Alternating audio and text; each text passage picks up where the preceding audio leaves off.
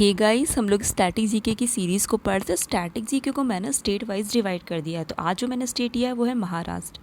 महाराष्ट्र के जो chief minister हैं उद्धव ठाकरे हैं। यहाँ के जो गवर्नर है भगत सिंह कोश्यारी हैं।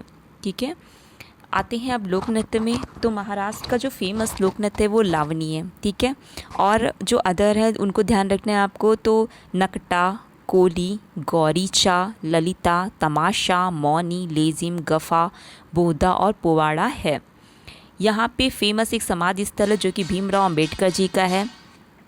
चैत्रभूमि के नाम से जानते, मुंबई के दादर में पड़ता है।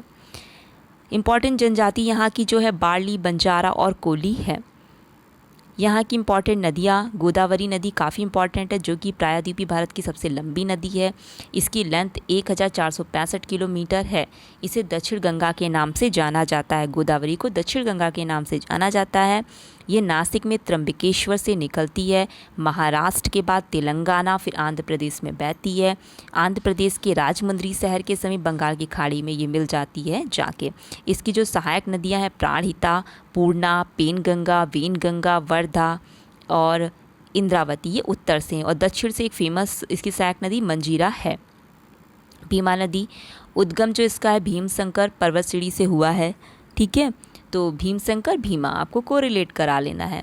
ये महाराष्ट्र, कर्नाटक, तेलंगाना में बहती है। कृष्णा में मिल जाती है जाके। इसकी सहायक नदियाँ सीना और नीरा हैं। कृष्णा ये भी काफ़ी इंपॉर्टेंट नदी, पश्चिमी घाट के पर्वत महाबलेश्वर से निकली हुई है। महाराष्ट्र में 27%, कर्नाटक में 44%। ठीक है, कर्नाटक में काफ़ी ज़्यादा इसका प्रवाह है। ठीक है, फिर इसका तेलंगाना, आंध्र प्रदेश में बहती है, फिर बंगाल की खाड़ी में गिर जाती है जाके। इसकी जो सहायक नदियाँ हैं कोयना, पंचगंगा, दूधगंगा, यरला, वर्ला, घाटप्रभा, मालप्रभा, भीमा, तुंगभद्रा, मूसी है। ठीक है, तुंगभद्रा जो इसकी फेमस सहायक नदी है। तो कोयना, पंचगंगा, कोयना ये सब महाराष्ट्र में है। पंचगंगा, दूधगंगा, यरला, वर्ला, घाटप्रभा, मालप्रभा, भीमा इसकी सहायक नदियाँ हैं। कृष्णा नदी के किनारे विजयवाड़ा फेमस शहर बसा हुआ है। यहाँ की इंपॉर्टेंट दर्रे की बात करी जाए तो थालगढ़ दर्रा और बोरगढ़ दर्रा है।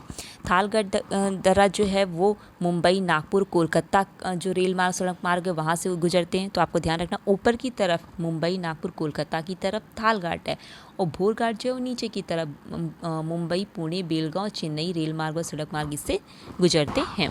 ठीक है, मुंबई, पुणे, बेलगांव, चेन्नई रेल मार्ग, सड़क मार्ग जो गुजरते हैं बोरघाट से गुजरते हैं। और थालघाट से बात करी जाए तो मुंबई, नागपुर, कोलकाता रेल मार्ग, सड़क मार्ग गुजरते हैं। पर्यटन स्थल की बात करी जाए, यहाँ पे किन्हरी की गुफाएं हैं जो कि मुंबई में पड़ती, बौद्धों के द्वारा बनवाया गया। एलिफेंटा की गुफाएं मुंबई राष्ट्रकूटों के द्वारा बनवाया गया। अजंता की गुफाएं औरंगाबाद में पड़ती हैं, राष्ट्रकूट शासकों के द्वारा बनवाया गया। 1983 में से यूनेस्को विश्व धरोहर स्थल घोषित किया गया है। 29 गुफाएं यहाँ पे हैं। एलोरा जो है वो भी 1983 में यूनेस्को विश्व धरोहर स्थल, ये भी राष्ट्रकूटों के द्वारा बनवाया गया। ठीक है, 30 यहाँ पे 34 जो हैं गुफाएं हैं। कार्ले गुफा लोनावाला, महाराष्ट्र के लोनावाला में पड़ती है। और गेटवे ऑफ इंडिया आप बात करें जो कि मुंबई में है, आपको सभी को पता होगा जॉर्ज विटेट के द्वारा बनवाया गया था। अफगान चर्च मुंबई में है, ब्रिटिश सरकार के द्वारा बनवाया गया। बीबी का मकबरा औरंगाबाद कर जो कि महाराष्ट्र में ही पड़ता है, औरंगजेब के द्वारा बनवाया गया। सिद्धिविनायक टेम्पल जो है महाराष्ट्र में, ये महाराष्ट्र के मुंबई में पड़ता है। ठीक है, इंपॉर्टेंट टेम्पल हम लोग आज पढ़ेंगे। फिर त्र्यंबकेश्वर शिव टेम्पल और सप्त श्रृंगी का मंदिर, अंचलेश्वर मंदिर शिव जी का है। तुलजा भवानी टेम्पल उस्मानाबाद डिस्ट्रिक्ट में पड़ता है। शिरडी साईं बाबा का मंदिर। ओके, इतने इंपॉर्टेंट इसके टेम्पल हैं। केंद्रीय पर्यावरण इंजीनियरिंग अनुसंधान संस्थान जो कि नागपुर में काफ़ी इंपॉर्टेंट है। ठीक है, धारावी एक जगह है, धारावी क्यों इंपॉर्टेंट है इसकी, देखिए मुंबई शहर में ही पड़ता है ये धारावी।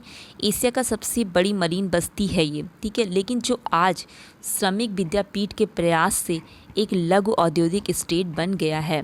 एशिया की सबसे बड़ी मरीन बस्ती जो श्रमिक विद्यापीठ के प्रयास से आज एक लघु औद्योगिक स्टेट बन गया, इस वजह से धारावी इंपॉर्टेंट हो जाता है। ठीक है, कलसूबाई के बारे में, तो कलसू महाराष्ट्र की सर्वाधिक ऊंची चोटी है। ओके, ये आपको ध्यान रखना, 1646 मीटर इसकी जो है ऊंचाई है। ओके, इतना आपको ध्यान रखना है। देखिए अगर महाराष्ट्र की बात करी जाए तो देखिए स्वतंत्रता प्राप्ति के बाद मुंबई प्रांत में महाराष्ट्र और गुजरात जो हैं वो दोनों सम्मिलित थे, जिसे मुंबई प्रांत के नाम से हम लोग जानते थे, जिसमें गुजरात भी आता था और महाराष्ट्र भी आता था। बाद में जब मुंबई पुनर्गठन अधिनियम जब होता है तो मुंबई जो है वो 1 मई 1960 को, जिसमें कि महाराष्ट्र गुजरात नामक दो जो राज्य सम्मिलित थे वो अलग अलग कर दिए जाते, 1 मई 1960 को अलग कर दिए जाते हैं। महाराष्ट्र का तटीय मैदान जो कोंकण तट कहलाता है, ठीक है, आपको ध्यान रख, कोंकण तट महाराष्ट्र का तटीय मैदान कहलाता है।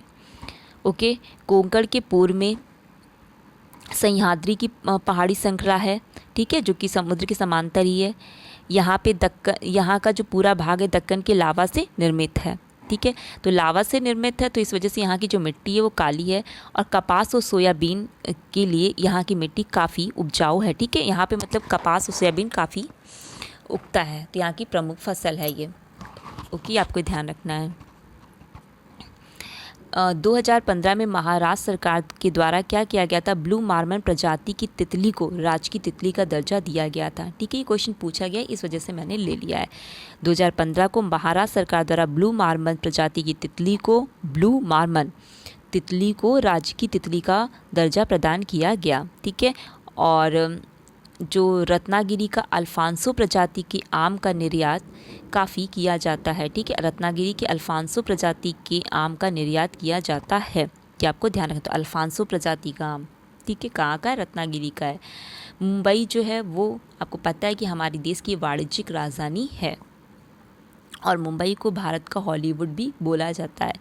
यहाँ पे शिवाजी उत्सव, गणेश चतुर्थी ये सब मनाया जाता है, ठीक है। महाबलेश्वर, माथेरेन, पंचगनी, जवाहर, बालघाट आदि यहाँ के पर्वतीय स्थल हैं। महाबलेश्वर आपने पढ़ा ही था भी, माथेरेन, पंचगनी, जवाहर, बालघाट यहाँ के पर्वतीय स्थल हैं, ठीक है। देखिए अभी आपने पढ़ा था केंद्रीय पर्यावरण इंजीनियरिंग अनुसंधान संस्थान नागपुर में है, ठीक है। तो पुणे में एक वेधशाला है, ठीक है, पुणे में क्या एक वेधशाला है, तो मौसम संबंधी जो भविष्यवाणी वहाँ से की जाती है। और भारतीय उष्णकटिबंधीय मौसम विज्ञान संस्थान है, ठीक है, यहीं पे भारतीय उष्णकटिबंधीय मौसम विज्ञान संस्थान है। यहाँ का जो विदर्भ एक एरिया है, तो विदर्भ एरिया जो 11 जिलों का एक समूह है, जिसमें नागपुर आता है, वर्धा आता है, चंद्रपुर आता है, गोंदिया आता है, भंडारा आता है, अकोला आता है, वाशिम, यावतमाला, अमरावती, बुल्दाना, गढ़चिकरोली, ठीक है। तो ये क्या है, ये जो है ये अलग विदर्भ राज्य की मांग कर रहे हैं, ठीक है।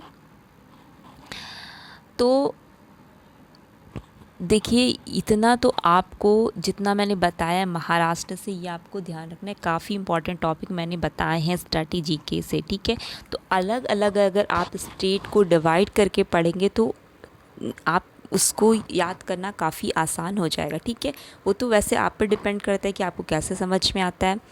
मेरी तो यही कोशिश है कि अलग अलग उसे डिवाइड कर दिया जाए तो ज़्यादा समझ में आएगा, ठीक है। Thank you.